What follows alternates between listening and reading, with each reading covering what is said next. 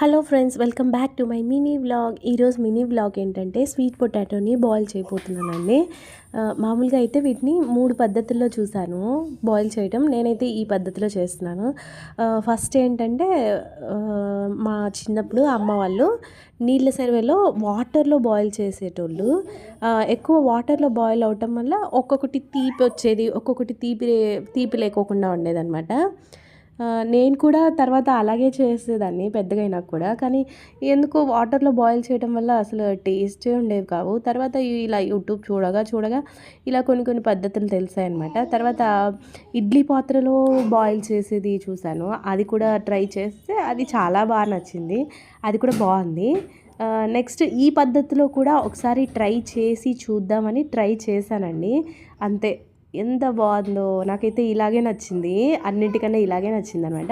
First ఏం చేశానంటే కడాయిలో ఒక 2 స్పూన్స్ బెల్లం పౌడర్ వేసుకున్నాను. తర్వాత ఒక స్పూన్ నెయ్యి వేసుకున్నాను.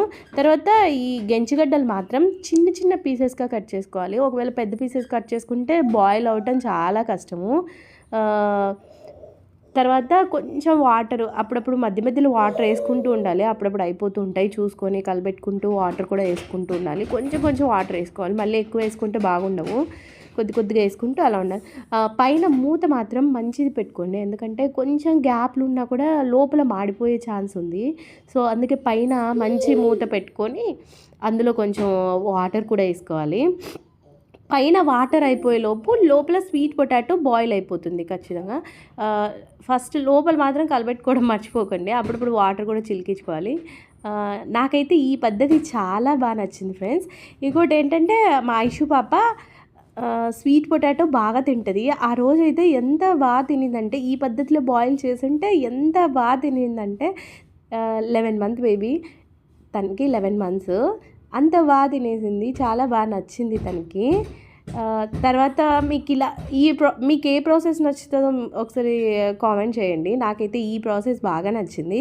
సో ఆ రోజు బాగా ఎంజాయ్ చేసామన్నమాట ఇలా చేసుకొని తిని. తొక్కతో కూడా తినాలనిపించింది.